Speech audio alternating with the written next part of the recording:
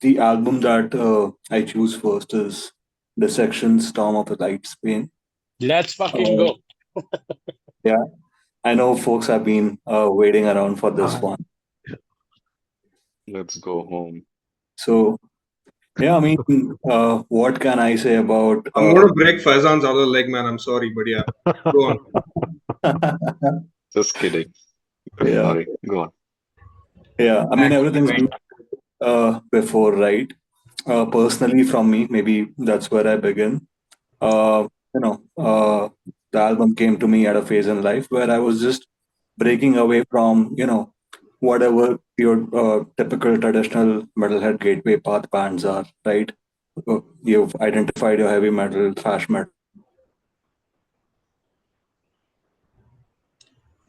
you've heard your first wave, second wave, say black metal bands. And then something like this comes along, right, with such a different melodic edge. And it just opens up a world of possibilities that hey, extreme metal, black metal can sound like this, so palatable, so refined, yet so emotional, like the way it is performed, the way each and every aspect of how the riffs are arranged and sequenced. It's very nicely done. Yeah. So probably the highlights for me, in terms of how the album sounds. Drums, they sound absolutely monstrous. I think you can observe the Mayhem influence, the Black Circle influence, both in regards to how the instrumentation is done as well as vocally, and from an overall production and sound perspective, how all of those things come together. Um, and yeah, as a big time sort of Iron Maiden fan of guitar harmonies and leads and those melodies, right? I mean, this album is like a treasure trove for all of those melodies. So definitely a 10 on 10, an all-timer album, like, and for me, one of the greatest extreme metal albums of all time. And yeah, highlights in terms of the tracks, definitely the way it starts with Night's Blood, and almost doesn't let on from there, right? Classics, Wedded Angel Lies, and Thorns of Crimson Death, like You all picked time. my three favorite, yeah. So yeah, I mean, really, probably, let's open the floor on this one because even I'm very curious with folks here what you think about this album, how it's sort of plays and shape your respective journeys and so on and so forth. Dude, for I me, was, I was, I've yeah, been go ahead. waiting for this album. In fact, this was my pick. Like, I would have picked, if I could pick this album thrice for my favorite release of 95, I'd do that. And probably not just 95, it's for someone who's still, like, not as deeply, like, in the trenches of black metal, like Abhishek or GK Good or only. Faizan. Don't go there also. I will keep. I'm Okay. just kidding. Sorry, sorry. Go. Not gonna let the rage bait get to me, but it's the first time I heard this album. I was heavily, like, at that time I was listening to almost nothing but crust punk and grind and thrash metal. And first Chad. time I listened, first time I listened to this album, it I don't know, it just opened up, like, it opened my mind to, like, fuck, like, music, extreme metal can be this beautiful, sort of thing. Exactly. Like, the I remember, like, the way Night's Blood started, and, like, the blast section. I was like, oh, this is like fucking heavy. It's beautiful. And then when it goes into that acoustic bit, and the, like, the arpeggiated bit, uh, and probably, and the first time, like, on that album run, where that scream, when he comes back, that shriek, almost like a banshee on Where Right. Dead Angels Lie. Yeah. I was like, God fucking damn, this album Absolutely is it. goosebumps.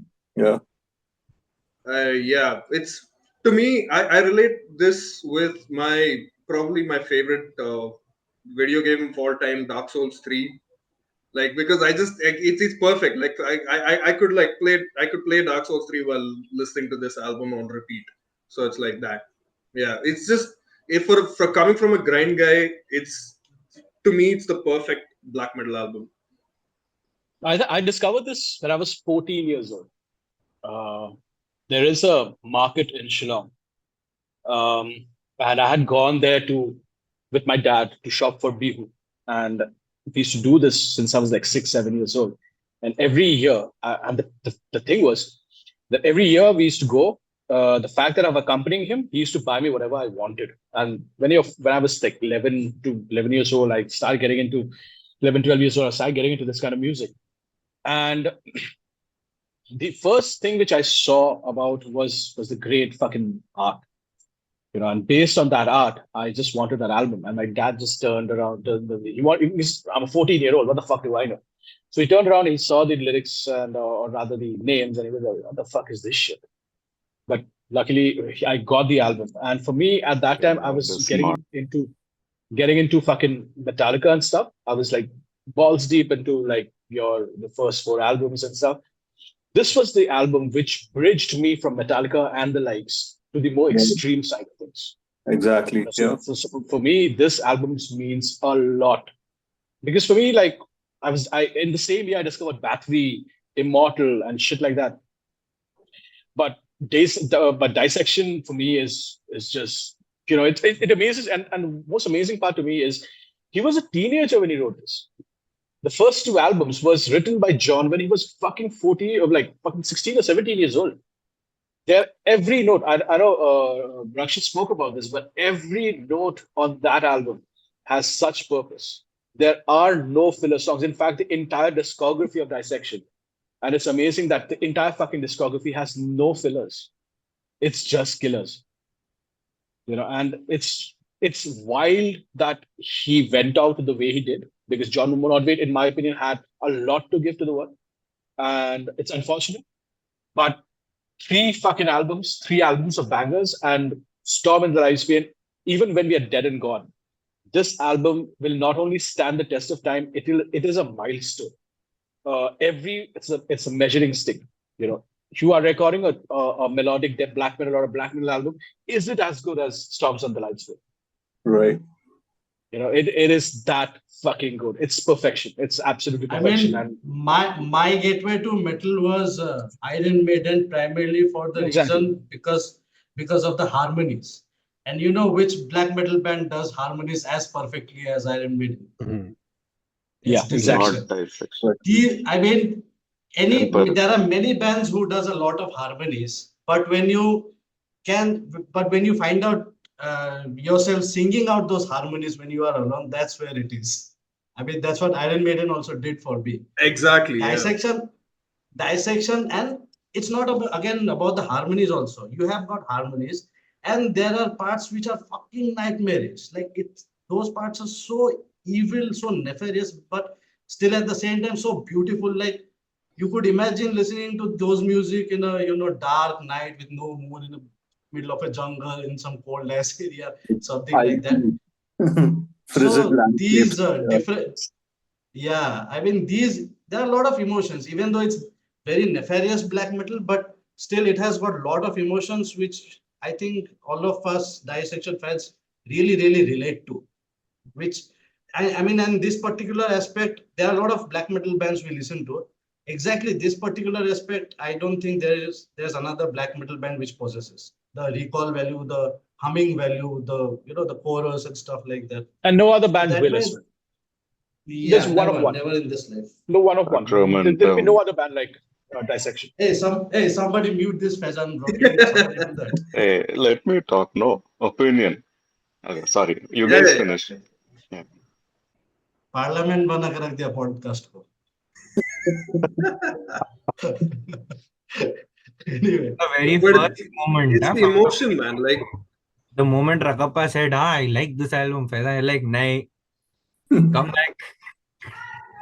no, no, I interestingly, mean, I wanted Faizan to be there when somebody, who was it? Abhishek mentioned about Dark Throne. I wanted to listen to Faizan's opinion that. No opinions on that. It's all cool. No, for Right. It yeah, will No only come up opinions. when the No person opinions starts to here. talk. No opinions right now. Ah, I have. Oh, I have. Wait in the group chat. it's like Vikram mentioned the emotions, right? With this album it's tremendous, man. It, it's a it, roller you, coaster of emotions. Trying yeah, hard to not laugh, you Rakapa. could be like, you know, Trying hard to not laugh when you say read it. between the lines. Hmm. Hmm. But yeah, Fine. it's perfect. It's almost like like yeah, like Vikram said, you go to the woods, get lost kind of music, preferably with a bottle of something good, and then get Yeah. lost. And it's the Um, perfect soundtrack, man. It's just he's captured everything. There's not one wasteful second. Every riff ties into every other riff, every other section so beautifully. And it's not even like like that riff chorus kind of thing. Also, it's Exactly. Exactly. And Rakshit, you were mentioning this about Pierce from Within, like how the song is arranged, how it is transitional, and the different tempos and section changes. Like yeah. the same thing on this album is like absolutely spot on. Like it hits the spot.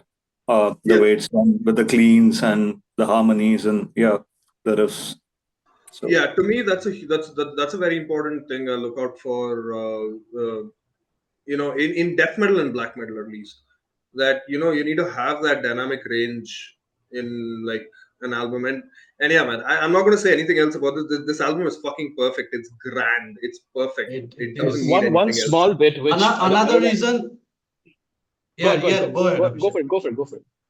So another reason I again love this album and particularly Dissection is as a musician or as a small type guitarist, you could say that I have interest in gears and instruments like that. I have a lot of interest the kind of sound different guitars, different brands and stuff like that produce. So that way, I am also a fan of Dissection because I love the Gibson guitar sound that they do, particularly the first two albums. It's a classic Gibson distortion sound, Classic and I rock. The classic fucking love rock that. sound. Yeah.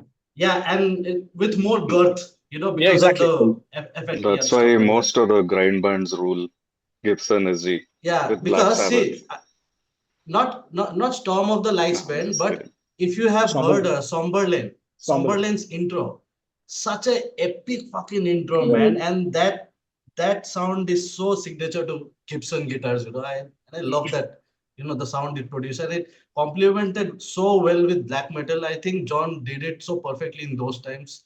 I mean, it's commendable. There, there's another aspect which doesn't get brought up a lot. There is a lot of dissonance in Storms of the Last Day. A lot of dissonance. It's negated with a lot of harmony and a melody, which obviously the with his Swedish background he brings in. He's inspired deeply by his folk music, etc., which is inherently very melodic. The dissonance aspect of it is something which was unheard at that scene since Mayhem.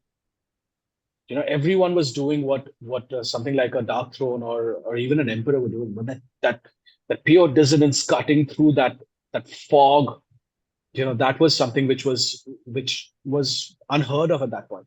And again, I keep coming back to the fact that this motherfucker was 17 years old when he was doing this. And Yeah, like many it's other insane. bands also, many other bands from that same era who were going behind this particular reverb laden sound, many bands did that. But I mean, the way Dissection's drummer did it, have you noticed all those rolls that he plays, which sounds like he's in some cave in some mountain? The Very Hellhammer. Yeah, reverb, Yeah. the reverb It's that that comes out of those creator. tops. It's that creator, Oh that man, early creator kind of like Right. those shit! kind of fills, the Yeah, very If rototom. beautiful. it's if it's that more is it's more Lombardo than Creator, to be honest. No, I'm No, talking no, I'm about talking about the the more than the sound. I'm playing talking about the style, Ah, sound. the okay. Yeah. sound. Yeah, yeah. Yeah. Tone. If that is not oral orgasm, then I don't know what is. If that sound is not oral orgasm. That And and the not just the fills, even the that guy is so notorious for these little chokes and Yeah, breaks that he Thomas does Oh in Thomas man, asked between. yeah. asked him, Like he will be dude. The only reason I got into Gorgoroth is when I found out that Thomas Oslund, the guy who played on Dissections, these two albums, who played Yeah. for Gorgoroth as well. And that album was life changing for me as well. At Sithanatorium, Majorum, Ad Majorem Glorious Satanas. That is a fucking fantastic album, life changing for me. But that only reason I got into it is because I found out that he used to play for Dissection. Isn't that the one with Incipit Satan in it? No, No, no, no. that's not the one. No. Incipit Satan is an That album by album itself had where a there is great. a black metal power ballad called Ah, some Unchain My Heart or some bullshit like that. ah. Gal's one of Gal's greatest moments. But yeah. And Gal, I if you think think about it, Gal was fucking Nergal before Nergal, dude. Gal was the original cringe black metal truth. Yeah. Hmm. Bro, he was very media friendly, but like if you really think about it, Yeah, I Golgoroth love was Gal, by the important way. too. I fucking love that guy. Fucking badass vocalist. They were important in those areas. Yeah, with Yeah, time they became very media friendly, and that's yeah. how they started getting top on and stuff like that. But they were definitely important for their era, bro. Yeah, 100%. The mid 90s at least. Does anyone want to listen to Faizan's opinion on this album, or do we go to GK? Oh, I'll come last. You know, You are the Faizan, last only what now, was sir. Faizan gonna say? Go for it. Go You for it. ask him about dissection, Faizan will be like Sacramento. No, I mean, jokes aside, I do have my opinions. I'll be honest. That's one of the things, though, for sure. But there's more to it than just that. There's more to it Slowly than getting just into that. There's more to it than just that after GK. so. Dissection's first two albums also sort of make a compelling case, for good production value and how it You elevates. know, you should read liner notes from Dan Swano when he speaks about Exactly. how his thoughts were on producing these two Yeah. albums, Yeah. how they changed them. So what he says is that by the time they came to the second album, everybody were trying to compare, hey, are we faster than those guys? Are we heavier than these guys? That was a question that these guys asked Dan, hey, are we faster than Marduk and those kind of very interesting insights he shares. Go for it. Sorry. Just thought I'll interject that one thing that I'd read. Over to you, GK. Oh no, I mean, I think everything's been covered about this album. Just that it's amazing But you how have the both, chance to show your vinyl. Artwork is the only good thing about this. hey, Hey, Just hey. kidding. Hey, here Bait. it That was a bait. is. Okay, that was a bait. There's the classic. but it's amazing how this band came in so fully formed. Both Somberlin and Storm.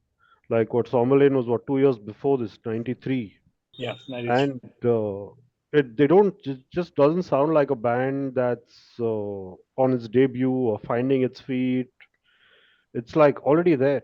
They're like 100% ready. They're out there. They've put out these two fucking classic albums. Yeah. It's amazing, really. And I think it also has to do because he hung out more with fully formed musicians who had like recorded material at that time. yeah, could be, but for like a And 17-year-old, it's also Dan Swano that was behind the no, mix and Yeah. engineering, right? you could So say he like, was well A experienced with whole all lot these of the things. killers early. no, I mean, you look at any 17-year-old musician who's hanging out with a bunch of senior guys, there's going to be a lot of influence creeping in, right? That never I think happened with this guy. Yeah, he had his own I thing. mean, what does Dissection sound like from 93 to 95? Is there any other band that sounds like these two albums? No, right? Sacramentum came like a little later anyway.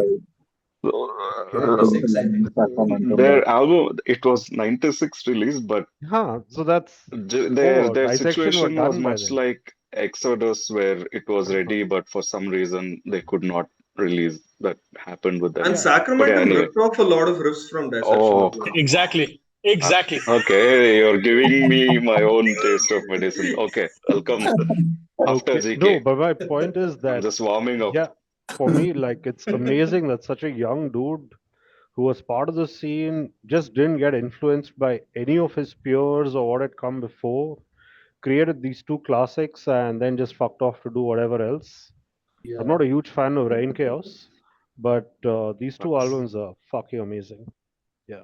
No, I love Rain Chaos. Yeah, me I too. love Rain I Chaos too. cannot Same. stand Rain Chaos. I hate it. I love the entire discography. I Rain don't think Chaos there's a hates you too, single. Fez.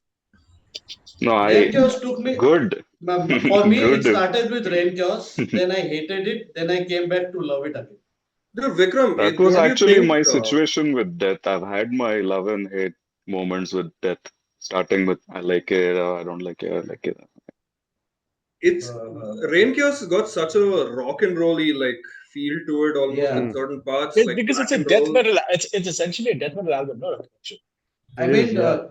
I think But when I was a child around in school, around 2004 or 5, that was the first time I heard Dissection. That was the Mahakali song, that same video from the DVD, live DVD Yeah. song.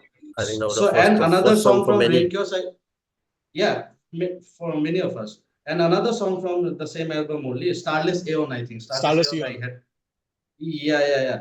So these are the two songs which I heard of Dissection all those years back. And when somebody told me that this is black metal, it was very hard for me to believe. Like, how is it black metal? The black metal at that time I was listening to was bands like Gorgoroth. Then you guys will hate it, but then Dimmu was also staple in my diet back then. Demo kicks ass, dude. I think Yeah, and Satyricon. Basically, all these mainstream black metal bands only, nothing underground or anything like that. So yeah, I mean, it started with Rain Chaos, but then there was a phase where the Somberland and Storm of the Lights band, dominated my playlist and stuff like that, and I absolutely hated Rain Chaos after listening to these albums. Then I think I came at a point where I could say, "Oh, now I have become mature. I can appreciate everything without being an ass." I mean, and from that point onwards, like I felt no, Rain Chaos is actually pretty good. I mean, see, I still listen to Dimmu Borgir, but I don't listen to Dimmu Borgir as a black metal band. I often, sometimes when I have the mood, I often check out the live DVD they have with the orchestra It's because like a for me that's nostalgia a effect. Exactly. yeah, you could say that. Yeah. I mean, same thing here also that you could say. So Rain Chaos, I don't listen to it as a black metal album person that I want to listen to, screams, blast beats, hatred, violence, and all those stuff. Rain Chaos is, I consider it as a general metal album, but an album which is very, very spiritual and very, very empowering. I mean, I wouldn't want to disclose the circumstances under which I heard this album a couple of times, but the way it felt empowering and the way it felt spiritual in those times when I was listening to this alone in a certain setting, it kind of changed me as a person and my overall perspective to black metal or any underground or extreme music person. Yeah. It's very powerful. Like once you get in, otherwise, like if you are a black metal era of Dissection, like those two albums, fan of Dissection, if you're that sort of fan, it's hard for you to get into Rain Chaos. But if you give it a chance, I'm pretty sure it's a great album. It's very spiritual, No, very, see, very empowering. yeah, it's spiritual, it's empowering, 100%. It's It's also very very lore. anthemic as well. It's Yeah, got a lot of it's a very Yeah. anthems. lore. It's a very lore heavy album. If you know exactly where John's mind was and what he believed in, and you listen to Rain Chaos, keeping those aspects in mind, then it will hit harder because in the lyrical aspect of it all as well, the way he Yeah. sacrificed himself and all of that, it's all there in the lyrics. If you listen to the lyrics about the song about the black dragon and all of that, it's essentially Oh, yeah. talking about stuff where how he's gonna kill himself. Yeah. Yeah, it So was those taken from a book. I forgot the name of the book because I mean, this guy he was active in a theistic satanic circle they had called MLO. So he Hello. was yeah, pretty deep into it, like theistically deep into Satanism. His Satanism was not, yeah, fuck Christ, kill Christ, and blah blah all those things. His was more of into the spiritual side of it. Like he actually believed in satanic deities and stuff like that. I Space mean, if racism. you ask me, yeah, I mean, if you ask me, it's stupid at the end of the day. But these were the beliefs if we are talking about the beliefs, these were the beliefs that influenced him for Dissection's music, I could say. He wanted to be a Satanist but an astronaut also at the same time. The inverse of No, God is an bro. astronaut. but too low IQ to get into college.